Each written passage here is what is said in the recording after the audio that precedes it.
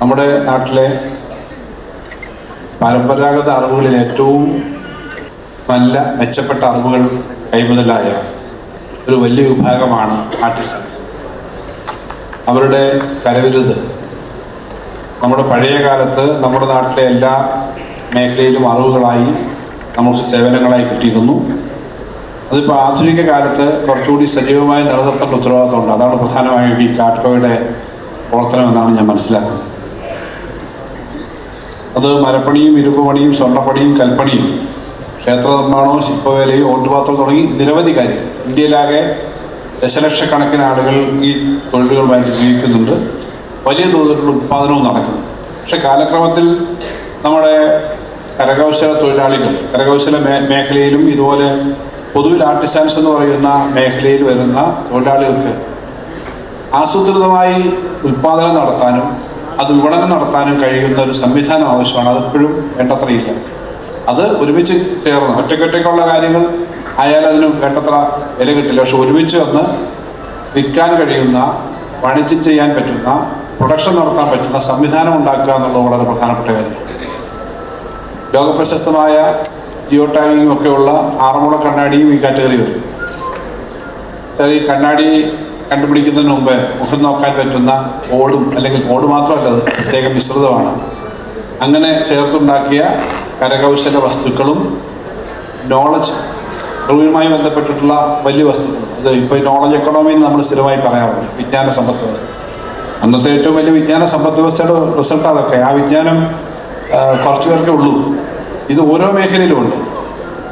അങ്ങനെയുള്ള ഉൽപ്പന്നങ്ങളെ, അവരെ, ആ രംഗത്ത് നിൽക്കുന്നവരെ സജീവമായി പ്രവർത്തിക്കാൻ പറ്റുന്ന തരത്തിലേക്ക് വ്യവസായ വകുപ്പിൻ്റെ കൂടി മുൻകൈയോടുകൂടിയാണ് കാട്ട്കോയുടെ പ്രവർത്തനം. കാട്ട്കോയുടെ ഉൽപ്പന്നങ്ങൾ വളരെ ക്വാളിറ്റിയുള്ള ഉൽപ്പന്നങ്ങളായിട്ട് പലതും നിർമ്മിക്കുന്നുണ്ടെന്ന് നമുക്കറിയാം. ഇതുപോലെ നമുക്ക് കരകൗശല വികസന കോർപ്പറേഷൻ പോലുള്ള മറ്റ് സംവിധാനങ്ങളുണ്ട്. കുറച്ചുകൂടി സ്വതന്ത്രമായി പ്രവർത്തനം നടത്തുന്ന, വാണിജ്യാടിസ്ഥാനത്തിൽ തന്നെ മത്സരാധിഷ്ഠിതമായ പ്രവർത്തനം നടത്തുന്ന സ്വഭാവമാണ് കാട്ട്കോയ്ക്കുള്ളത്. ഇതിന് 2015-16 വിറ്റുവരവ് 20 കോടിയായിരുന്നു. അതിൻ്റെ ലാഭം, അറ്റ ലാഭം 16 ലക്ഷമേ ഉണ്ടായിരുന്നു. നല്ല ലാഭമായിരുന്നു. പക്ഷേ ഈ കഴിഞ്ഞ സാമ്പത്തിക വർഷം അത് 53 കോടിയായി ആ വിറ്റുവരവ് വർദ്ധിച്ചു എന്നുള്ളത് എടുത്തു പറയേണ്ട കാര്യമാണ്. ലാഭം 1.23 കോടിയായി. പൊതുമേഖലാ സ്ഥാപനങ്ങൾ പലതും നഷ്ടത്തിൽ നിന്ന് കരകയറാൻ പറ്റാതെ നിൽക്കുന്ന ഘട്ടത്തിൽ അത് വലിയ മാറ്റം ഉണ്ടാക്കുന്നുണ്ട്. ഇപ്പം നേരത്തെ ഉള്ളതിനേക്കാളും കൂടുതൽ കമ്പനികൾ ലാഭത്തിലേക്കായിട്ടുണ്ട്. നമ്മുടെ വ്യവസായ വകുപ്പ് ഓരോ മേഖലയിലും ചെയ്യുന്ന ശ്രമങ്ങളുണ്ട് അതിൻ്റെ ഭാഗമായിട്ട്. എങ്കിലും ഇത് വളരെ സ്കാറ്റേർഡായ, ചിതറിക്കിടക്കുന്ന തൊഴിലാളികളും, ചിതറിക്കിടക്കുന്ന 100-200 യൂണിറ്റാണ് ഇതുമായി സഹകരിച്ച് പ്രവർത്തിക്കുന്നത്. അപ്പോൾ അങ്ങനെയുള്ള മേഖലയിലെ ആളുകളെ സഹകരിപ്പിച്ച് ഇത്രയും നന്നായി കാര്യങ്ങൾ ചെയ്തിരിക്കുന്നു എന്നുള്ളത് എടുത്തു പറയേണ്ടതാണ്. അത് അഭിനന്ദിക്കേണ്ടതാണ്. അതിന് എല്ലാ അഭിനന്ദനവും ഇതിൻ്റെ പ്രവർത്തകർക്ക് നൽകാൻ ഞാനും ഈ അവസരം ഉപയോഗിക്കുക. ഇനി വരുന്ന നാളുകളിൽ കുറച്ചുകൂടി മോഡേണൈസ് ചെയ്യും. നമ്മുടെ ബഹുമാനപ്പെട്ട മന്ത്രിയുടെ കൂടി നിർദ്ദേശവും ഉപദേശവും ഒക്കെ ഇത്തരം കാര്യങ്ങൾ കൂടുതൽ ഉണ്ടാവും എന്നാണ് മനസ്സിലാക്കുന്നത്. കാരണം ഇന്നിപ്പോൾ നമ്മുടെ നാട്ടിൻപുറത്തുണ്ടാകുന്ന ഒരു സാധനം നമ്മുടെ നാട്ടിൻപുറത്തെ സാധനം മാത്രമല്ല, ലോകത്തെവിടെയും അയക്കാൻ പറ്റുന്നൊരു സാധനമാണ്, ഉൽപ്പന്നങ്ങളാണ്. കഴിഞ്ഞ ദിവസം ഞാൻ 2 ചെറുപ്പക്കാരെ പരിചയപ്പെട്ടു. തിരുവനന്തപുരത്താണ്. തിരുവനന്തപുരത്തുള്ളവർക്കറിയാം, ചായക്കാരി എന്നൊരു ചായക്കടയുണ്ട്. ചായക്കാരി എന്നാണ് കടയുടെ പേര്. ചായക്കാരി എന്ന് പേരിട്ടേക്കുക. അവിടെ അവരുടെ സ്പെഷ്യാലിറ്റി ഇഡലി മാത്രം. അപ്പോൾ ഇവർ ഈ 2 ചെറുപ്പക്കാർ ആംഗ്ലയും പെങ്ങളുമാണ്. അപ്പോൾ ഞാൻ അവരെ കണ്ട ഒരു എന്തൂസിയാസം കണ്ട് ഇത് കണ്ടിട്ട് അവരുടെ കട കണ്ടു. ചെറിയ കടയാണ്, ഇഡലി, തട്ടിഡലി മറ്റൊക്കെ. അപ്പോൾ എന്നോട് പറഞ്ഞത്, ഞങ്ങളുടെ ഇതിന് ഫ്രാഞ്ചൈസി കൊടുക്കുകയാണ്, ഞങ്ങളുടെ ഒരു കട മെൽബോണിൽ തുടങ്ങാൻ പോകുന്നത്, അതെ, ആസ്ട്രേലിയയിൽ. അപ്പോൾ അതിന് പറ്റുന്ന സാധനം ഇവിടുന്ന് അയച്ചു കൊടുക്കാം. ഓൺലൈനായിട്ട് ഈ കാര്യങ്ങൾ നടത്തും. പഴയതുപോലല്ല. ഇഡലി വേണമെങ്കിൽ അങ്ങ് അമേരിക്കയിലൊരു സ്ഥലത്തേക്ക് ഇഡലി വേണേൽ അയച്ചു കൊടുക്കാം. അപ്പോൾ നമ്മുടെ ഇവിടുത്തെ ഉൽപ്പന്നങ്ങളൊക്കെ അയക്കാൻ അതിനേക്കാളും സാധ്യതയില്ലേ? ലോകത്തെ പല സാധനങ്ങളും ആമസോണും ഫ്ലിപ്കാർട്ടും പോലെയുള്ള സ്ഥാപനങ്ങളിൽ ഓർഡർ കൊടുക്കാൻ പറ്റും. അങ്ങനെ ചെയ്യാൻ പറ്റുന്ന തരത്തിലേക്ക് ലോകം വളരെ വികസിക്കുകയാണ്. നമ്മളുണ്ടാക്കുന്ന കരകൗശല വസ്തുക്കളും നമ്മളുണ്ടാക്കുന്ന ഉൽപ്പന്നങ്ങളും ഒക്കെ പുതിയ സാങ്കേതിക വിദ്യയും കൂടിയുണ്ട്. ഇപ്പോൾ പല സ്ഥലത്തും ഞാനിപ്പം തന്നെ പല ചിരട്ടയിൽ നിന്നുണ്ടാക്കുന്ന ഉൽപ്പന്നങ്ങൾ ഉണ്ടാക്കുന്ന ഒരു സുഹൃത്ത് നമുക്ക് അവരോട് പറഞ്ഞ് നിങ്ങളൊരു സാധനം ചെയ്യുക, അത് കഴിഞ്ഞ് കഥകളിത്തലൊക്കെ ഉണ്ട്.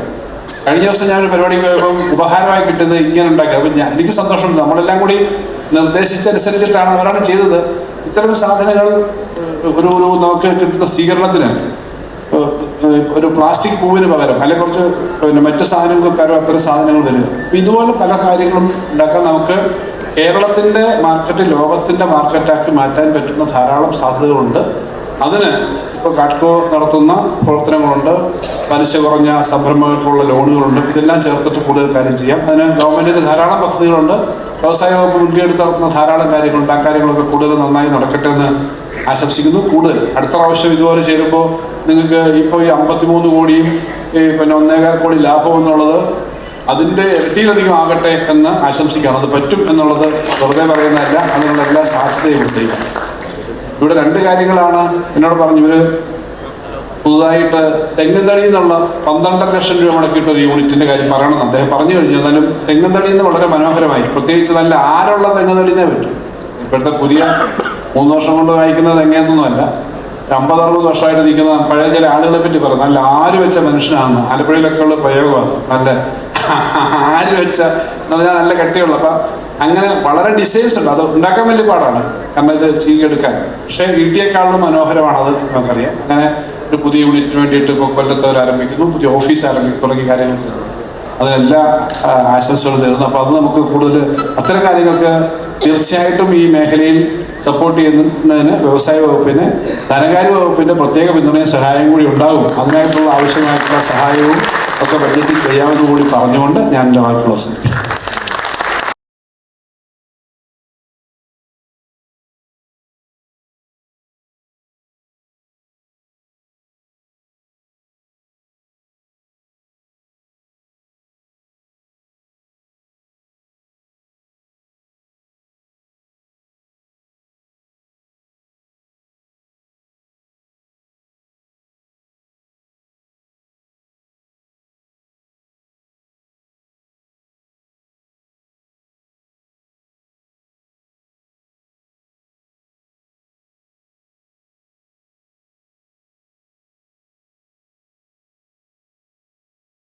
കാഡ്കോ ആർട്ടിസാൻ സംഗമം 2025 ഉദ്ഘാടനം ചെയ്തതായി ആദ്യം തന്നെ പ്രഖ്യാപിച്ചു. എന്തായാലും നല്ല രീതിയിലാണ് ഈ സംഗമം സംഘടിപ്പിച്ചിട്ടുള്ളത്. ഓട് തികയാതെ ആളുകൾ പുറത്തിങ്ങനെ തിങ്ങിക്കൂടി നിൽക്കുക. അപ്പോൾ മികച്ച രീതിയിൽ ഈ സംഗമം സംഘടിപ്പിക്കുന്നതിന് നേതൃത്വം നൽകിയ ഈ നെടുവത്തൂരിൻ്റെ നേതൃത്വത്തിലുള്ള ഭരണസമിതിയെ ഞാൻ ആദ്യം തന്നെ പ്രത്യേകം അഭിനന്ദിക്കുന്നു. പൊതുമേഖലാ സ്ഥാപനങ്ങൾ പൊതുവെ മെച്ചപ്പെട്ടുള്ള ഒരു സാഹചര്യമാണ് ഇപ്പോൾ ഉള്ളത്. ഇന്ന് ഞങ്ങൾ എൻ്റെ ഒരു റിവ്യൂ മീറ്റിംഗ് കഴിഞ്ഞ തവണ 12 സ്ഥാപനങ്ങളായിരുന്നു ഈ സമയത്ത് ലാഭത്തിലെങ്കിൽ ഇപ്പോൾ 24 സ്ഥാപനങ്ങൾ ലാഭത്തിൽ. നിങ്ങളുടെ കഴിഞ്ഞ തവണത്തെ പിറ്റൂരോട് പറഞ്ഞു 53 കോടിയാണ്. ഇതിപ്പോൾ 80 കോടിയിലേക്ക് എത്തുന്നതാണ് ഇപ്പോൾ കണക്കാക്കുന്നത്. 80 പോലെ ഒരു 100 ആക്കാവുന്നതാണ് ഇവർ വിചാരിച്ചു കഴിഞ്ഞത്. നമുക്ക് എല്ലാ പൊതുമേഖലാ സ്ഥാപനങ്ങളും ലാഭത്തിലാകണം. പൊതുമേഖലാ സ്ഥാപനങ്ങൾ ചിലർ കരുതിയിരിക്കുന്നത് ഇത്ര നഷ്ടം ഉണ്ടാക്കിയാലും കുഴപ്പമില്ല. സർക്കാരിൻ്റെ വകുപ്പുകളാണെങ്കിൽ ലാഭം നഷ്ടം നോക്കാൻ പറ്റില്ല. ചില പൊതുമേഖലാ സ്ഥാപനങ്ങളും ലാഭം നഷ്ടം നോക്കാൻ പറ്റും. ഇപ്പോൾ KSEB അല്ലെങ്കിൽ KSRTC അതൊന്നും ലാഭം നഷ്ടം മാത്രം നോക്കി പ്രവർത്തിക്കുക. ലാഭകരമാക്കേണ്ടത് തന്നെ, പക്ഷെ അത് മാത്രം നോക്കാൻ പറ്റില്ല, സേവനം കൂടിയുണ്ട്. എന്നാൽ മറ്റ് പൊതുമേഖലാ സ്ഥാപനങ്ങളെല്ലാം ഗവൺമെൻറ് കാഴ്ചപ്പാട് ശക്തിപ്പെടുത്തുക, മത്സരക്ഷമമാക്കുക, ലാഭകരമാക്കുക. അല്ലാതെ എന്നും സർക്കാർ സഹായിക്കുക, അത് ഉപയോഗിക്കുക, നഷ്ടമാണെങ്കിലും കുഴപ്പമില്ല, റിപ്പോർട്ട് കൊടുത്തില്ലെങ്കിലും കുഴപ്പമില്ല, ഓഡിറ്റ് ചെയ്തില്ലെങ്കിലും കുഴപ്പമില്ല, ആ സ്ഥിതി ഇപ്പോൾ നമ്മൾ അനുവദിക്കുന്നേ ഇല്ല. ഒരു കാര്യം ഞാൻ അഭിമാനത്തോടു കൂടി പറയാം. ആദ്യമായി എല്ലാ പൊതുമേഖലാ സ്ഥാപനങ്ങളും ആനുവൽ റിപ്പോർട്ട് സമയത്തിനകത്ത് തന്നെ നിയമസഭയിൽ സമർപ്പിച്ചു. വലിയ ജോലിയുള്ളതൊന്നുമല്ല, എന്നാൽ 2010-11 മുതലുള്ളത് വരെ കിടപ്പുണ്ടായിരുന്നു. കാരണം ഏത് സ്ഥാപനത്തിൻ്റെ ആനുവൽ ജനറൽ ബോഡി ചേരുമ്പോഴും കമ്പനികളുടെ റിപ്പോർട്ട് അവിടെ അവതരിപ്പിക്കണം. അവതരിപ്പിച്ചില്ലെങ്കിൽ വലിയ പ്രശ്നം. നമ്മുടെ AGM അവതരിപ്പിച്ച് റിപ്പോർട്ട് ഉടമസ്ഥരുടെ മുൻപിലേക്ക് കൊണ്ടുവരണം. ഇതിന്റെ ഉടമസ്ഥരാരാ? ജനങ്ങളാണ്. എല്ലാ ജനങ്ങളെയും കൂട്ടി ഇത് അവതരിപ്പിക്കാൻ പറ്റാത്തതുകൊണ്ട് ജനങ്ങളുടെ പ്രതിനിധികൾ ഇരിക്കുന്ന നിയമസഭയിൽ ഇത് സമർപ്പിക്കണം. അതിപ്പോ എല്ലാവരും ഈ വർഷം സമർപ്പിച്ചു. കണക്ക് അതുപോലെ ഓഡിറ്റ് റിപ്പോർട്ട് നമ്മുടെ ഓഡിറ്റ് കഴിഞ്ഞാൽ CAG-യുടെ അവരുടെ ഓഡിറ്റർ കൂടി സർട്ടിഫൈ ചെയ്ത് പിന്നെ ഫിനാൻസ് കൂടി വെരിഫൈ ചെയ്തിട്ട് നിയമസഭയിൽ ഈ സെപ്റ്റംബർ മാസം അവസാനത്തോടു കൂടിയാണ് സമർപ്പിക്കേണ്ടത്. മറ്റേ ജൂലൈയിലെ.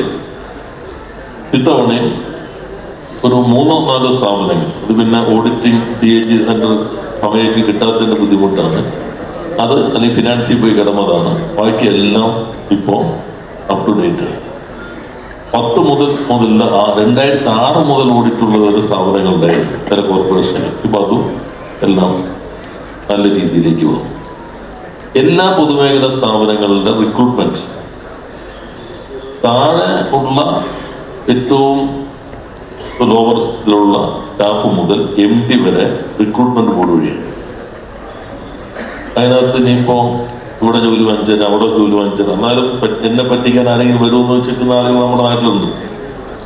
ആരെങ്കിലും വന്നപ്പോ ഇവിടെ ജോലി കിട്ടുമോ നമ്മൾ ശരിയിരിക്കട്ടെ. ആരും ഇപ്പൊ ലാസ്റ്റിലുള്ള എല്ലാ ടെസ്റ്റ് മാത്രമേ ഉള്ളൂ. ടെസ്റ്റ് എങ്ങനെയെന്ന് വെച്ചാൽ കമ്പ്യൂട്ടറാണല്ല, ഈ കമ്പ്യൂട്ടറിൽ വരുന്ന ക്വസ്റ്റ്യൻ ആവില്ല അപ്പുറത്തെ കമ്പ്യൂട്ടറിൽ. അപ്പൊ അങ്ങോട്ട് നോക്കിയാലും തെറ്റിപ്പോകും. കാരണം അത് സിസ്റ്റമാണ് ഓരോന്നിനും ക്വസ്റ്റ്യൻ സെറ്റ് ചെയ്ത് കൊടുക്കുന്നത്. ബാക്കിയെല്ലാം ഇനി താൽക്കാലികം എന്നുള്ളത് കോൺട്രാക്റ്റിൽ 1 വർഷത്തിൽ കൂടുതലാണോ അതും ഈ ബോർഡ് വഴി മാത്രമേ പറ്റുള്ളൂ. എന്ന് മാത്രമല്ല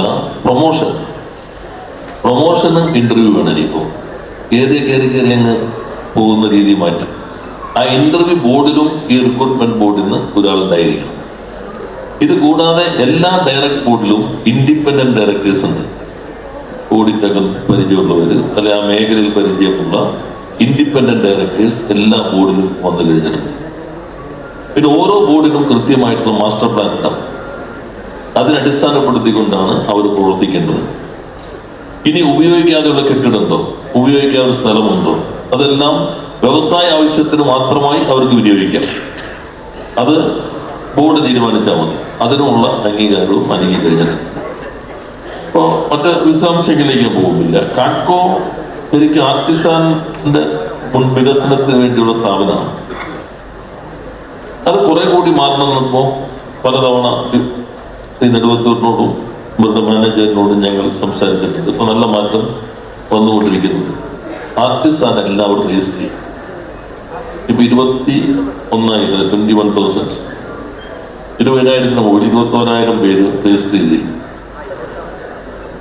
ചില പൊതുമേഖലാ സ്ഥാപനങ്ങളുടെ എളുപ്പത്തിലുള്ള പണി നിർമ്മാണ കരാറ് അക്രഡിറ്റഡ് ആയിട്ട് വാങ്ങിക്കുക, എന്നിട്ട് ആരെയൊക്കെ കൊണ്ട് ചെയ്യിക്കുക, അതിൻ്റെ പെർസെൻറ്റേജ് വാങ്ങിക്കുക, എന്നിട്ട് ശമ്പളം കൊടുക്കുക. അത് പരമാവധി കുറയ്ക്കുക എന്നുള്ളതാണ് ഗവൺമെന്റ് കാഴ്ചപ്പാട്. എന്താണോ കോറായിട്ടുള്ളത് അതിൽ തന്നെ നിന്നോളണം. എന്നാൽ നിങ്ങൾക്കത് ചെയ്യാം. ചെയ്യുമ്പോൾ രണ്ടാമത്തെ ഭാഗം ഒഴിവാക്കിക്കൊള്ളണം. ഏതെങ്കിലും കോൺട്രാക്ട് കൊടുക്കാൻ പാടില്ല. ഇപ്പോ ആർട്ടിസാനിൽ പ്ലംബർമാരായ എത്ര പേരുണ്ടാവും, മേസന്മാർ എത്ര പേരുണ്ടാവും, മരപ്പണി അറിയാവുന്നവർ എത്ര പേരുണ്ടാവും, ഇലക്ട്രീഷ്യന്മാർ എത്ര ഉണ്ടാവുമല്ലോ. അവർക്ക് ജോലി കൊടുക്കാനായിട്ട് ഈ ഗവൺമെന്റ് നൽകുന്ന സൗകര്യം ഉപയോഗപ്പെടുത്തണം. അല്ലെങ്കിൽ പിന്നെ എന്തിനാ കാട്ടുകൊണ്ടേൽപ്പിക്കണേ? ഗവൺമെന്റ് ടെൻഡർ വിളിച്ചാൽ കൊടുത്താൽ മതി. കുറെ കൂടി വേഗതയിൽ കാര്യങ്ങൾ നടക്കുന്നു കരുതല്ല. ഇടയ്ക്കൊരാളെന്തിനാ അതിലേക്ക് ഇന്ന് നാളെ മുതൽ ഫിക്സിന്റെ പോലെ മാറാൻ പറ്റില്ലെങ്കിലും അതിലേക്ക് മാറണം. പിന്നെ കാഡ്കോ ഒത്തിരി ഉൽപ്പന്നങ്ങൾ നമ്മൾ ഗവൺമെന്റ് ഓഫീസുകൾക്കൊക്കെ വാങ്ങിക്കാനുള്ള ഉത്തരവ് നൽകിയിട്ടുണ്ട്. ഇത് 10-15 ഫാക്ടറികൾക്കുമായി ചുരുങ്ങുന്നു എന്ന സംശയം ഉണ്ടോ എന്നുള്ളത് പരിശോധിച്ചോളണം. ഇത് ആർട്ടിസാൻമാർക്ക് എല്ലാവരിലേക്ക് എത്തണം. അതുകൊണ്ടാണ് ഇപ്പൊ നമ്മൾ ഈ രജിസ്ട്രേഷനിലേക്ക് പോകുന്നത് കണ്ടത്. ഇപ്പൊ 200 സ്ഥാപനങ്ങൾ നിങ്ങളുടെ പാനലിലുണ്ട്. 200 കറങ്ങും. അത് ചിലപ്പോ 10-15 മാത്രം ഇങ്ങനെ കിടന്ന് കറങ്ങും. അത് ആർട്ടിസാൻമാർക്ക് കിട്ടുന്നുണ്ടോ? ഇപ്പോ ഒരു 10 മേശ വേണം. നിങ്ങൾ ഈ രജിസ്റ്റർ ചെയ്ത ആളുകളിൽ നിന്ന് ക്വാളിറ്റി ഉള്ളത് വേണം. ആർട്ടിസാന് കൊടുത്തോ, കാശ് ബാങ്ക് വഴി കൊടുക്കും വേണം, ഡിജിറ്റലായിട്ട് കൊടുക്കണം. ആർട്ടിസാൻ കൊടുത്ത് ഡിജിറ്റലായിട്ട് കൊടുക്കുക. ആർട്ടിസാൻ ആവശ്യമായ പരിശീലനം അത് കാട്കോ കൊടുക്കണം. ഗോൾഡ് അപ്രൈസൽ കോഴ്സ് നിങ്ങൾ ഇപ്പോൾ ആരംഭിച്ചു, നല്ല റിസൾട്ടാണ്. എന്നാൽ നമ്മുടെ മരപ്പണി അറിയാവുന്ന ആളുകൾ, അല്ലെങ്കിൽ പ്ലംബർ അറിയാവുന്ന, പ്ലംബിംഗ് അറിയാവുന്നവര്, അല്ലെങ്കിൽ ഇപ്പോൾ ആഭരണം തൊഴിലാളി, പുതിയ ടെക്നോളജിയൊക്കെ വന്നിട്ടില്ലേ, ഇത് പഠിപ്പിക്കേണ്ടതാരാ? അവർ തന്നെ താൻ പഠിച്ചു. അതാണ് ഈ സംവിധാനങ്ങൾ സർക്കാർ ഉണ്ടാക്കുന്നത് അതിനുകൂടി വേണ്ടിയാണ്. ആ സംവിധാനം ഉപയോഗിച്ചിട്ട് ബാച്ച് ബാച്ചായിട്ട് പുതിയ ടെക്നോളജി. പിന്നെ നിങ്ങൾക്ക് വേണമെങ്കിൽ ചെയ്യാം കോമൺ ഫെസിലിറ്റി സെന്റർ. പൊതുവായിട്ടുള്ളത് ഇപ്പോ നിങ്ങൾക്കുണ്ടോ? കൊല്ലത്ത് ഇപ്പൊ നമ്മുടെ കരകൗശല കോർപ്പറേഷനൊക്കെ ഉണ്ട്, DAC ഉണ്ട്. ഇപ്പൊ മരപ്പണി കട്ടിങ് വേണം, അല്ലെങ്കിൽ വളരെ ചിന്തകളൊന്നും മെഷീനിലില്ല. ഒരു മേഖലയിൽ ഏറ്റവും കൂടുതൽ മരപ്പണി അറിയാവുന്നവരുള്ള സ്ഥലത്ത് കാട്കോന്റെ ഒരു ഫെസിലിറ്റി സെന്റർ. ഓരോരുത്തർക്കും വേണ്ട ഒരു ഫീസ് വാങ്ങിക്കുക. അപ്പോ പ്രൊഡക്ഷൻ കോസ്റ്റ് കുറഞ്ഞു, ഉൽപ്പന്നത്തിന് ഗുണമേന്മ കൂടി, വില കുറഞ്ഞു, ഇവരുടെ മൊത്തത്തിലുള്ള മൂലധന നിക്ഷേപം കുറഞ്ഞു. ഈ മാറ്റം വന്നാൽ നമുക്ക് നല്ല രീതിയിൽ മരപ്പണി മാത്രമല്ല എല്ലാ മേഖലയിലും ഏതൊക്കെ സാധ്യതകളുണ്ട് രജിസ്റ്റർ ചെയ്തിട്ടുണ്ടല്ലോ. 21,000 21,000 ആയി എന്നാണ് MD പറഞ്ഞത്. അങ്ങനെ വന്നാലാണ് ലാഭം വേണം, ടേൺഓവർ കൂടണം, ഒപ്പം ആർട്ടിസാന്റെ വരുമാനം കൂടണം. സ്ഥാപനത്തിന്റെ ലാഭനഷ്ടം മാത്രമല്ല കാട്കോ നോക്കേണ്ടത്, ആർട്ടിസാന്റെ ജീവിതത്തിൽ മാറ്റമുണ്ടാകുന്നുണ്ടോ? അതാണ് നമ്മുടെ എല്ലാവരുടെയും പ്രധാനപ്പെട്ട ഉത്തരവാദിത്വം. അത് മാറ്റമുണ്ടാക്കാൻ എന്തൊക്കെ വേണം? അത് ഈ സംഗമത്തിൽ ഉൾപ്പെടെ ശരിക്കും നിങ്ങളുടെ അഭിപ്രായങ്ങൾ ഇനിയും രേഖപ്പെടുത്താനുള്ള സന്ദർഭം ഇന്നെ കാര്യങ്ങൾ ചെയ്യും. അതിലൊരു വിദഗ്ധ സംവിധാനം MD ഇപ്പോൾ ഏറ്റവും ചെറുപ്പക്കാരനായ MD എന്നാണല്ലോ ചെയർമാൻ പറഞ്ഞത്. അപ്പൊ നല്ല ഇനീഷ്യേറ്റീവ് ഉണ്ട്, സമയമുണ്ട്. അതിനുള്ള ഒരു പഠനം നടത്തണം. ഈ രജിസ്റ്റർ ചെയ്ത ആളുകളെ നിങ്ങളുടെ സിസ്റ്റത്തിൽ വന്നു കാറ്റഗറൈസ് ചെയ്തിട്ടുണ്ടാവുമല്ലോ, ഏത് മേഖല, എത്ര പേർ, അതിൽ തന്നെ സ്ത്രീ, പുരുഷൻ, പ്രായം, ഇങ്ങനെ പലതും നോക്കും, ഇവരുടെ ക്വാളിഫിക്കേഷൻ. ഇനി ഇവർക്ക് ട്രെയിനിങ് വേണ്ടതുണ്ടോ, അതിലേക്ക് പോകണം. ഈ ഓർഡർ കിട്ടുമ്പോൾ എങ്ങനെ ഇവർക്ക് കൊടുക്കാൻ പറ്റും ഈ വർക്കിലേക്ക്? ഇപ്പൊ പല ക്ഷേമനിധി നോക്കുമ്പോൾ ശരിക്കും പണി അറിയാവുന്ന ആളുകൾ ആണോ ഒന്നും ഒരു ടെസ്റ്റ് നടത്തിയാൽ മെമ്പർഷിപ്പ് കുറെ കുറയും. ഇപ്പൊ നിർമ്മാണ തൊഴിലാളി ക്ഷേമനിധി, അവർക്കൊരു ടെസ്റ്റ്, പണി അറിയോ ഇല്ലേ, ഒരു ദിവസം എടുത്തിട്ട് ഒരു 4 കല്ല് ചെറുതായിട്ട് വെച്ചിട്ട് സിമന്റൊക്കെ ഇട്ട് തേച്ച് എടുക്കാൻ പറ്റും എന്ന് വെച്ച് മെമ്പർഷിപ്പ് കൊടുക്കാൻ തീരുമാനമാക്കി. ഇപ്പൊ അങ്ങനെ യൂണിയൻ ഒപ്പിട്ട് കൊടുത്താൽ മതി. ഒരാൾ തന്നെ പലതും പോയി എവിടെ എത്തി? തൊഴിലാളിക്ക് 2 കോടി കൊടുക്കണമെങ്കിൽ ഫാമിലി ബോർഡിന്റെ ചെലവ് 4 കോടിയാണ്. അവസാനം തൊഴിലാളിക്ക് താല്പര്യം പോയി ബോർഡിന്റെ ആളുകളിലേക്ക് മാറും. കാട്കോ ഇപ്പൊ നന്നായി വരുന്നുണ്ട്, 200ലേക്ക് എത്തി. പക്ഷെ എല്ലാ തൊഴിലാളികളുടെയും ജീവിതത്തിന്റെ നിലവാരം ഉയർത്താൻ കഴിയണം. എങ്കിൽ മാത്രമാണ് നമ്മൾ ഇത് രൂപീകരിച്ച് ലക്ഷ്യത്തിലേക്ക് എത്തുള്ളൂ. പിന്നെ അടുത്ത കാര്യം, ഇപ്പൊ നമ്മൾ ചില ചട്ട ഭേദഗതികൾ നടത്തിയിട്ടുണ്ട്. ഒന്ന്, വീടുകളിൽ സംരംഭമാകാം. നേരത്തെ അത്ര ഇല്ല. 50% താമസിക്കുന്നിടത്ത് തന്നെ ചെറിയ സംരംഭം തുടങ്ങും. റെഡ് കാറ്റഗറി ആകാൻ പാടില്ല. ഞാൻ നോക്കി, ഫർണിച്ചറൊക്കെ വൈറ്റാണ്, സ്പ്രേ ഫൈൻഡ് അടിക്കുകയാണെങ്കിൽ മാത്രം ഓറഞ്ച് ആയിട്ട് മാറും. അത് അടിക്കുന്നതിന്റെ സ്വഭാവം. ഓറഞ്ച് ആണെങ്കിൽ പൊല്യൂഷന്റെ ഇത് വാങ്ങിക്കേണ്ടി വരും എന്ന് മാത്രമേ ഉള്ളൂ. 5 HP മോട്ടോർ വരികയാണെങ്കിൽ നേരത്തെ ഫ്രീ ആയിട്ടും കൊടുക്കാം. അപ്പോ ആർട്ടിസാൻമാരുടെ വീടുകളിൽ സംരംഭം തുടങ്ങണമെങ്കിൽ കാട്കോ എന്ത് ചെയ്യണം? ഒരു ചെറിയ സഹായം കൊടുക്കാൻ പറ്റുമോ? ഇപ്പോൾ ബാങ്കുകളുമായിട്ട് ഒരു വായ്പ, അതിന് ചെറിയ പലിശ കിട്ടുമോ? ഇപ്പോൾ പിന്നോക്ക വികസന കോർപ്പറേഷൻ, SC/ST കോർപ്പറേഷൻ, വനിതാ കോർപ്പറേഷൻ എല്ലാം സംരംഭങ്ങൾക്ക് ചെറിയ പലിശയിൽ വായ്പ കൊടുക്കുന്നുണ്ട്. ഈ വായ്പ ഈ മേഖലയിൽ ഉപയോഗിക്കാം. SC/ST ഡെവലപ്മെന്റ് കോർപ്പറേഷൻ കൊടുക്കുന്നുണ്ട്, മൈനോറിറ്റി കോർപ്പറേഷൻ കൊടുക്കുന്നുണ്ട്, അതുപോലെ തന്നെ വനിതാ കോർപ്പറേഷൻ കൊടുക്കുന്നത്, പിന്നോക്ക കോർപ്പറേഷൻ എത്ര കോടി കൊടുക്കുന്നവർ? അത് ശരിക്കും ഈ മേഖലയിൽ നിങ്ങൾ അതുമായിട്ടൊന്ന് കണക്ട് ചെയ്താൽ ആ കാറ്റഗറിയിൽപ്പെട്ടവർക്ക് ആ ഫണ്ട് കൂടി ഉപയോഗിച്ച് സംരംഭത്തിലേക്ക് എത്താം. ഇനിയിപ്പോ ഒരു വീട് ഒഴിഞ്ഞെടുക്കാന്ന് വെച്ചാൽ 100%, ആ 100% സംരംഭങ്ങൾ ആരംഭിക്കാം. അതാണ് ഇപ്പൊ ഞങ്ങൾ കൊണ്ടുവന്ന മറ്റൊരു ചട്ടഭേദഗതി. താമസിക്കുന്ന വീട് പകുതി. ഇപ്പൊ ശരാശരി നോക്കിയാൽ ചെറിയ വീടുണ്ടോ 750-800 ഇപ്പൊ ലൈഫ് എന്ന് പറഞ്ഞാലും പണിത് വരുമ്പോൾ അത്രയൊക്കെ ആയിരിക്കും ആളുകൾ കുട്ടിപ്പണി. പിന്നെ ശരാശരി വലിയ വീടുണ്ടോ 3000-4000 ഒക്കെ ഉള്ള വീടുണ്ടോ, അതിനേക്കാളും കൂടി വീടുകളുണ്ട്. ശരാശരി നോക്കിയാൽ 2200 സ്ക്വയർ ഫീറ്റൊക്കെ എല്ലാ വീടുമുണ്ട്. ശരാശരി 2 മുറി 3 മുറി, പിള്ളേർക്ക് പഠിക്കാൻ ഒരു മുറി, പിള്ളേർ പഠിച്ച് മുകളിൽ പോയി കഴിഞ്ഞാൽ പിന്നെ ഈ മുറി വെറുതെ കിടക്കുക, തൂത്തുടയ്ക്കാനായിട്ട് വേണ്ടി എന്ത് ചെയ്ത് കൊടുക്കണം. ചിലപ്പോൾ 2 നിലയുണ്ടോ, കുറച്ച് കഴിയുമ്പോൾ മുകളിലോട്ട് കയറാൻ ആരും ഉണ്ടാവില്ല. അത് വല്ലപ്പോഴും തൂത്തുടച്ചാലും അവിടെ നിങ്ങൾ ചെറിയൊരു മെഷീൻ ഇട്ടു, അല്ലെങ്കിൽ നിങ്ങളുടെ ഗോൾഡ് പണ്ട് വീട്ടിലിരുന്നൊക്കെയാണ് പണി. ഇപ്പൊ അതൊക്കെ ലൈസൻസ് കിട്ടും, അത് ഇതിലേക്ക് വരാം. ഗോൾഡിന്റെ തന്നെ പല കാറ്റഗറി ഉണ്ട്, ഗ്രീൻ, ഓറഞ്ച്, വൈറ്റ് ഒക്കെ പല കാറ്റഗറി ഉണ്ട്. അതനുസരിച്ച് വീടുകൾ ചെയ്യാം. ഇത് കൂടാതെ അപ്പൊ വീടുകളിലേക്കുള്ള ഈ ഗവൺമെന്റിന്റെ തീരുമാനം എങ്ങനെ ആർട്ടിസാനെ ഒരു സംരംഭകനാക്കി മാറ്റാൻ കഴിയും. ഇപ്പൊ ഞാൻ മിനിഞ്ഞാന്ന് തൃശ്ശൂരായിരുന്നു, ഞങ്ങളുടെ വനിതാ സംരംഭക സംഘമായിരുന്നു. രാജ്യം കേട്ടില്ല. നോക്കി കഴിഞ്ഞപ്പോ കേരളത്തിൽ ഇപ്പൊ 16,65,000 ഉദ്യം രജിസ്റ്റർ ചെയ്ത സംരംഭങ്ങളിൽ 48% സ്ത്രീ സംരംഭകരാണ്. 48% സ്ത്രീ സംരംഭകർ. അപ്പോൾ ഇവിടെ ഇപ്പോൾ അത്രയും കാണുന്നില്ല, ശരിക്കും ആർട്ടിസ്റ്റാനിന് കൂടുതൽ വരണ്ട. 48% സ്ത്രീ സംരംഭകരാണ്. അപ്പോൾ സ്ത്രീകളായിട്ടുള്ള ആർട്ടിസ്റ്റാനുണ്ടോ, അവർക്ക് എങ്ങനെ പ്രത്യേകമായി സംരംഭങ്ങൾ തുടങ്ങാൻ പ്രോത്സാഹിപ്പിക്കാൻ പറ്റും? രണ്ടാമത്തെ ഭാഗമായി 3, ഒരു പ്രദേശത്ത് കുറെ ആളുകൾ ഒരേപോലെയുള്ള തൊഴിൽ ചെയ്യുന്നവരുണ്ടെങ്കിൽ അവര് എല്ലാവരും ചേർന്ന് ഒരു സംഘം പോലെ രൂപീകരിച്ച് സ്വകാര്യ പാർക്ക് കൊടുക്കാം. 8-ാണെങ്കിൽ 5 ഏക്കർ കൂടുതൽ മതി, സ്ഥലമാണെങ്കിൽ 10 ഏക്കർ കൂടുതൽ വേണം. എല്ലാവരും കൂടി അപ്പൊ അത് ഇൻഡസ്ട്രിയൽ ഏരിയ ആയിട്ട് ഗവൺമെന്റ് പ്രഖ്യാപിക്കാം.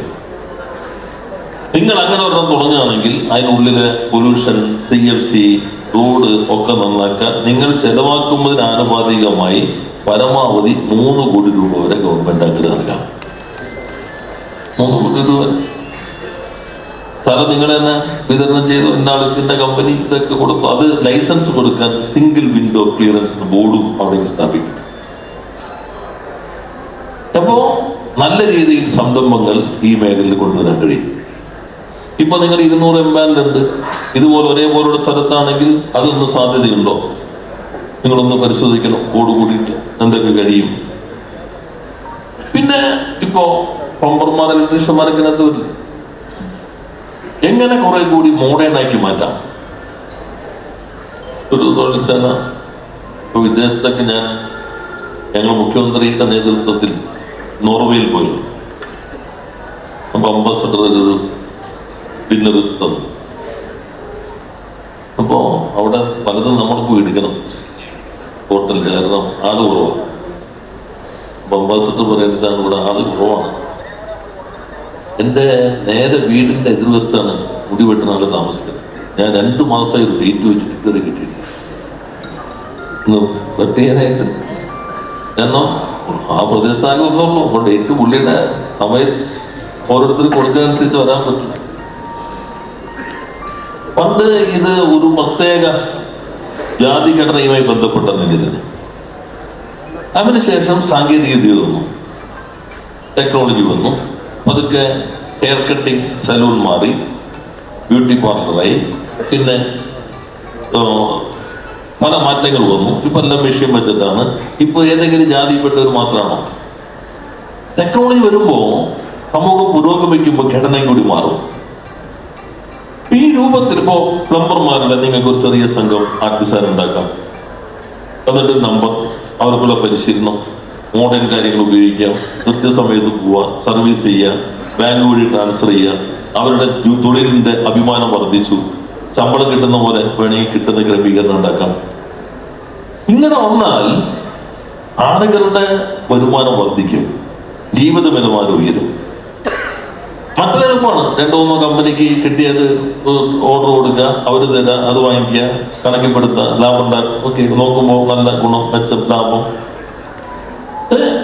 താഴോട്ട് പോകുന്നുണ്ടോ? ഇപ്പൊ നിങ്ങൾ 200 എന്ന് പറയുമ്പോൾ 200 എംപാനില് ഒരു കമ്പനിയിൽ എത്ര ആർട്ടിസാൻ ഉണ്ടാവും? അപ്പോ 200 × 15 3000 പേരാണ് അതിന്റെ ഗുണം കിട്ടുള്ളൂ. ഇപ്പൊ രജിസ്റ്റർ ചെയ്തേക്കുന്ന ആർട്ടിസാൻ എത്രയാ? 21,000. അപ്പൊ 18,000 ഇത് എത്തിയിട്ടില്ല. അപ്പൊ 18,000 എങ്ങനെ എത്തും? ഇപ്പൊ നമ്മൾ വിഷൻ 2031 ചർച്ച ചെയ്യാൻ പോവാണ്. എല്ലാ വകുപ്പുകളും. വ്യവസായ വകുപ്പിന്റെ 21-ാം തീയതിയാണ്. കഴിഞ്ഞ 10 വർഷം കൊണ്ട് കേരളം എങ്ങനെ മാറി? 2031 എന്നുള്ളത് കേരളം 75 വർഷം പൂർത്തീകരിക്കുകയാണ്. അപ്പൊ എങ്ങനെയായിരിക്കണം കേരളം? ഓരോ മേഖലയും എങ്ങനെയായിരിക്കണം നമ്മൾ ചർച്ച ചെയ്തുകൊണ്ടിരിക്കുകയാണ്. ഈ സംഗമം വളരെ ആവേശകരമാണ്. നല്ല പങ്കാളിത്തമുണ്ട്. എല്ലാവരും നല്ല. ഇന്നലെ ഞങ്ങൾ കൊല്ലത്തായിരുന്നു കാശ്. ഞാൻ ആദ്യം കൊല്ലത്തെഴുതുമ്പോൾ ഈ സ്ത്രീകളും തൊഴിലാളികളും അവർ നല്ല വർഗബോധമുള്ളവരായുണ്ട്. എന്തെങ്കിലും കുറവുണ്ട് അപ്പം തന്നെ പറയും. ആദ്യം കൊണ്ട് പൊട്ടിത്തെറിയായിരുന്നു, അത് വലിയ പ്രശ്നമാണ്. ഇന്നലെ വലിയ നൃത്തം, സന്തോഷം, ആഹ്ലാദമാണ്. കൃത്യമായിട്ട് തൊഴിലാണ്. 2 വർഷമായിട്ട് പൂർണ്ണമായിട്ട്. ഇനി മെയ് വരെയുള്ള കാശ് വേണ്ടി റെഡിയാണ്. അത് കഴിഞ്ഞ് ജനുവരിയിൽ അടുത്ത് ടെൻഡർ വിളിച്ചാൽ പിന്നെ ഒരു 6 മാസത്തേക്ക് വേണം. ഇപ്പൊ ESI എല്ലാ കവറേജും വന്നു. പക്ഷെ ഇന്നലെ അവിടെ ചർച്ച ചെയ്തു, ഇങ്ങനെ പോയാൽ പോരാ, ആധുനികവൽക്കരിക്കേണ്ടത് എങ്ങനെ. കഴിഞ്ഞ ദിവസം കയറായിട്ട് ഇപ്പൊ നാളെ കണ്ണൂർ കൈത്തറിയുടെ മീറ്റിംഗ് ആണ്. കഴിഞ്ഞ വർഷങ്ങളിൽ നമ്മൾ വിദഗ്ധ സമിതി രൂപീകരിച്ചു, റിപ്പോർട്ട് നടപ്പിലാക്കി, എന്തൊക്കെ മാറ്റം വന്നു, ഇനി എങ്ങനെ മാറണം. അതുപോലെ ആർട്ടിസാൻ രംഗത്തും കാട്കോ ഒരു ശാസ്ത്രീയമായ പഠനം, ഈ പറഞ്ഞ കാര്യങ്ങൾ ഞാൻ പറഞ്ഞതിനപ്പുറത്തും നിങ്ങളുടെയൊക്കെ മനസ്സിലുണ്ടാകാം, അത് നടത്തി ആർട്ടിസാനെ എങ്ങനെ കുറെ കൂടി സാമൂഹ്യ പദവിയിലും സാമ്പത്തിക പദവിയിലും മുൻപോട്ട് കൊണ്ടുപോകാൻ പറ്റും.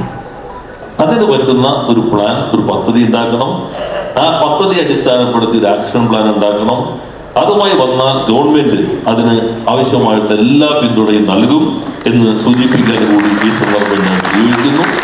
ഇപ്പൊ പുതിയ ചില സംവിധാനങ്ങൾ കൂടി നടപ്പിലാക്കുന്നുണ്ട്. ഇവിടെ പറഞ്ഞല്ലോ, നമ്മുടെ തെങ്ങിൻ തടിയിൽ നിന്ന് അങ്ങനെ പുതിയ ഫർണിച്ചറുകൾ, അങ്ങനെ പല പുതിയ കാര്യങ്ങൾ വരുന്നുണ്ട്. നമ്മളിവിടെ കേരളത്തിലെ തന്നെ പ്ലാന്റേഷൻ ഇതിൽ നിന്ന് മാറ്റാൻ ഉദ്ദേശിക്കുന്നുണ്ട്. 10 വർഷത്തിൽ കൂടുതൽ ലൈഫുള്ള എല്ലാ മരങ്ങളും പ്ലാന്റേഷൻ നിർവചനത്തിൽ ഉൾപ്പെടുത്താനുള്ള ചർച്ചകൾ നടന്നുകൊണ്ടിരിക്കുകയാണ്. അപ്പോൾ നിങ്ങൾക്ക് ഫർണിച്ചറിനും കൂടുതൽ മരങ്ങളൊക്കെ ലഭ്യമാകുന്ന സാഹചര്യം ഉണ്ടാകും. അതെല്ലാം ഉപയോഗിക്കാൻ കഴിയണം. കേരളത്തിൻ്റെതായ തനതായ ഉൽപ്പന്നങ്ങൾ, അതും ഇപ്പോ അറമുള്ള കണ്ണാടി ധനകാര്യമന്ത്രി കൊടുക്കുന്നത് കേരളത്തിന്റെ വളരെ ട്രഡീഷണൽ ഉൽപ്പന്നമാണ്.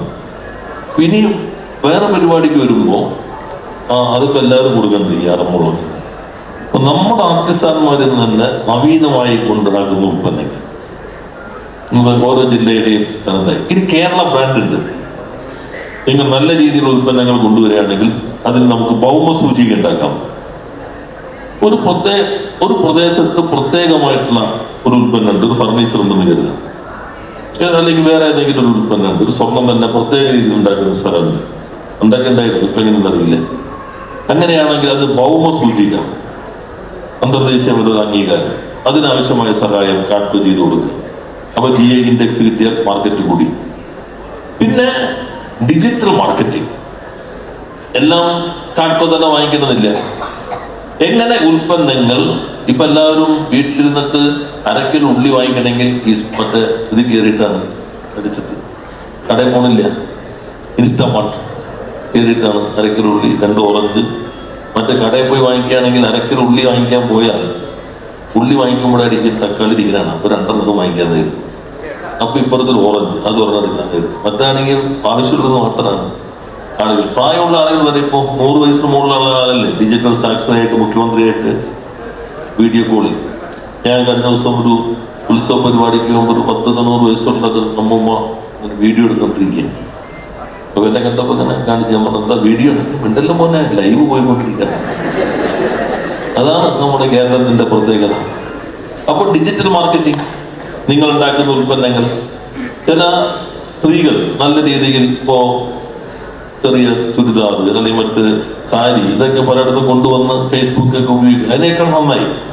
അപ്പൊ അതിന് പറ്റുന്ന ഒരു ഡിജിറ്റൽ മാർക്കറ്റിംഗ് പ്ലാറ്റ്ഫോം, MD ഒരു ഡിജിറ്റൽ മാർക്കറ്റിംഗ് പ്ലാറ്റ്ഫോം ആർട്ടിസാന് വേണ്ടി. ഇപ്പൊ നമ്മുടെ KShopee ഉണ്ട്, ഗവൺമെന്റിന്റെ KShopee എന്ന് പറഞ്ഞ പ്ലാറ്റ്ഫോം ഉണ്ട്.